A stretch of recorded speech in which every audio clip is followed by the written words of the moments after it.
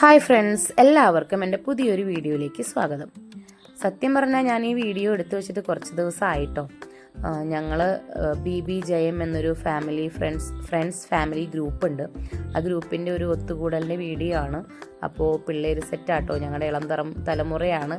അവരെല്ലാവരും അവരുടെ ഒരു റൂമിൽ എല്ലാവരും അവരുടേതായ കാര്യങ്ങളിൽ സെറ്റായിട്ടുണ്ട്. അപ്പോൾ നമ്മുടെ പ്രധാനപ്പെട്ട ഏരിയ എന്ന് പറയുന്നത് കിച്ചണാണ്. അപ്പോൾ ഇന്ന് ഞങ്ങൾ ജോഷി ചേട്ടൻ്റെ വീട്ടിലാണ് കൂടിയിട്ടുള്ളത്. ചേട്ടൻ്റെ 3 കൂട്ടുകാരാണ് ജോഷി, ബിജു, മാർട്ടി ചേട്ടൻ. അപ്പോൾ ഇവരെല്ലാവരും കൂടിയുള്ള വർഷങ്ങൾ കൊണ്ടുള്ള ഇവരുടെ ഒരു കൂട്ടുകെട്ടാണ്. ഞങ്ങൾ ഫാമിലി ആയിട്ട് അത് ഇപ്പോഴും തുടർന്ന് പോകുന്നതാണ്. അപ്പോൾ ഇന്നത്തെ മെയിൻ ലക്ഷ്യം എന്ന് പറഞ്ഞിട്ടുണ്ടെങ്കിൽ നമ്മൾ എടപ്പള്ളിയിൽ പോയി കോഴിക്കറിയൊക്കെ വെച്ച് കഴിക്കുന്ന ഒരു രീതിയുണ്ടല്ലോ, ഒരു നേർച്ച. അപ്പോൾ അത് നമ്മൾ വീട്ടിലാണ് ചെയ്യാറ്.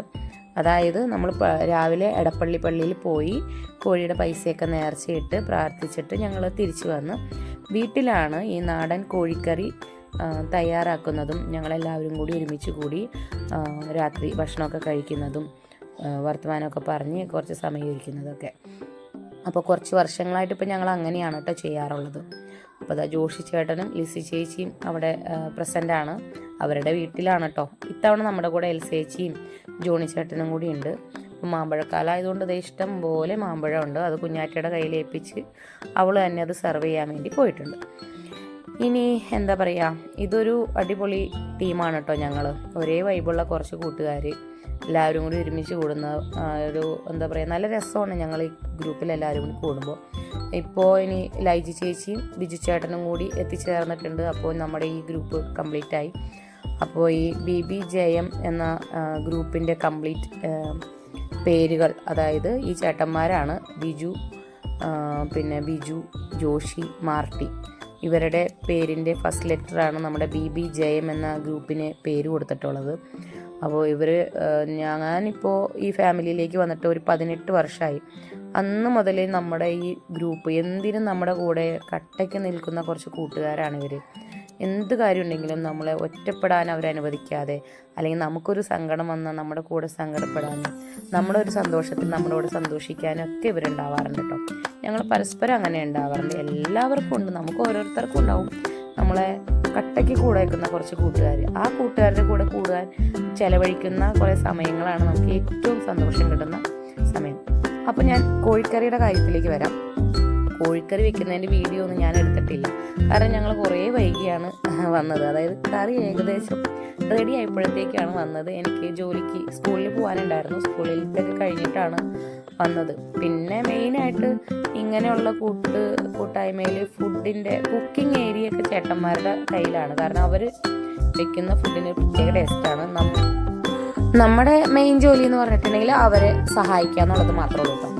പിന്നെ പ്രധാനപ്പെട്ട ഒരു കാര്യം എന്ന് പറയുന്നത്, നമ്മുടെ ഫാമിലി മെമ്പറായ ലൈജി ചേച്ചിക്ക് നമ്മളൊരു ആദരവ് കൊടുക്കുന്നുണ്ട്. അത് എന്തിനാന്ന് വെച്ചിട്ടുണ്ടെങ്കിൽ യാക്കോബായ സുറിയാനി സഭയുടെ വിശുദ്ധ ഗ്രന്ഥം ബൈബിള്, അതിൻ്റെ 27 അധ്യായങ്ങൾ 6 മാസം കൊണ്ട് മിറർ റൈറ്റിംഗ് നടത്തി എല്ലാവർക്കും അഭിമാനകരമായ ഒരു നേട്ടമാണ് കൈവരിച്ചത്. നമുക്ക് ആർക്കും പെട്ടെന്ന് പറ്റുന്ന ഒരു കാര്യമല്ല മിറർ റൈറ്റിംഗ് എന്ന് പറഞ്ഞാൽ. വെറുതെ പോലും തലതിരിച്ച് എഴുതാൻ അറിയില്ല, നേരെ എഴുതും അത്. പക്ഷേ ഇത്രയും പേജുകൾ 6 മാസം എടുത്ത് വളരെ എഫേർട്ട് എടുത്ത് മിറർ റൈറ്റിംഗ് നടത്തുകയും പരിശുദ്ധ പാത്രിയാർക്കീസ് ബാവ പ്രകാശനം ചെയ്യുകയും ആൾക്ക് ബാവയുടെ ഒപ്പും ആശംസയും എഴുതി ലൈജി ചേച്ചിക്ക് തിരികെ നൽകുകയും ചെയ്തു. അത് ഞങ്ങളെ സംബന്ധിച്ചിടത്തോളം, ഞങ്ങളുടെ ഒരു ഫാമിലി മെമ്പർ അങ്ങനെ ഒരു അച്ചീവ്മെൻറ്റ് എന്ന് പറയുമ്പോൾ ഞങ്ങൾക്ക് വളരെ അഭിമാനിക്കാവുന്ന ഒരു നിമിഷമായതുകൊണ്ട് ലൈജി ചേച്ചിക്ക് ഞങ്ങളൊരു മൊമെൻ്റ് നൽകി, BBJM ഫാമിലി ഗ്രൂപ്പിൻ്റെ ഒരു മൊമെൻ്റ് നൽകി ആദരിക്കുകയും ചെയ്തു.